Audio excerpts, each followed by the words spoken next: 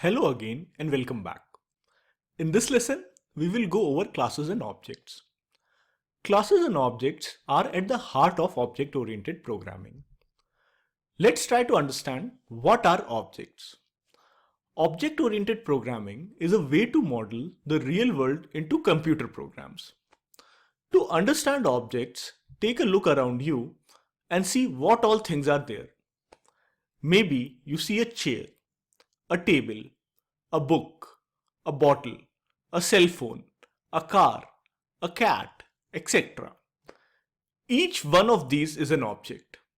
So, we can define an object as an entity having a specific identity, specific characteristics, and specific behavior.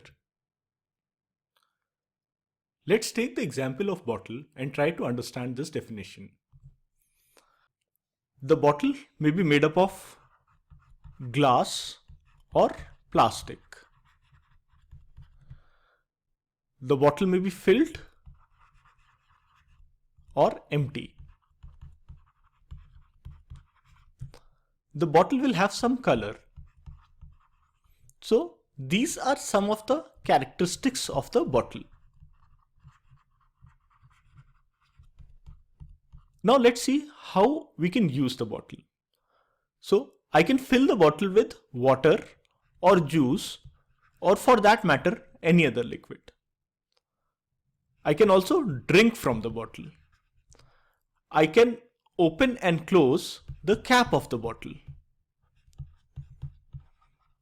So these are some of the behaviors of the bottle. The bottle belongs to someone. It may be your bottle, or your friend's bottle, or your parents' bottle. This gives the bottle an identity.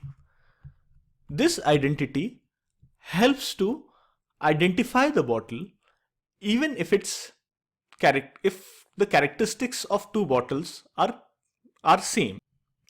When you represent an object in your program, variables are used to represent the characteristics of the object, and functions are used to represent the behavior. The state of the object is represented through the value of its characteristics.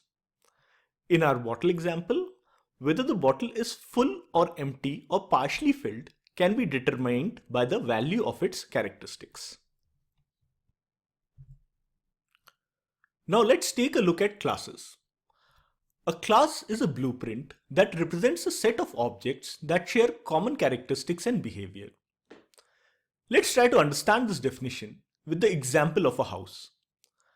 An architect will have the blueprints for a house. Those blueprints will be plans that explain exactly what properties the house will have and how they are all laid out.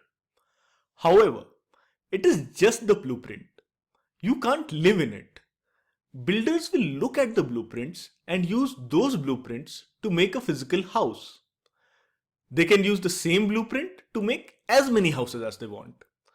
Each house will have the same layout and properties. Each house can accommodate its own families. So, one house might have the Tatas live in it, while another house might have the Ambanis live in it. The blueprint is the class, the house is the object, the people living in the house are data stored in the object's properties.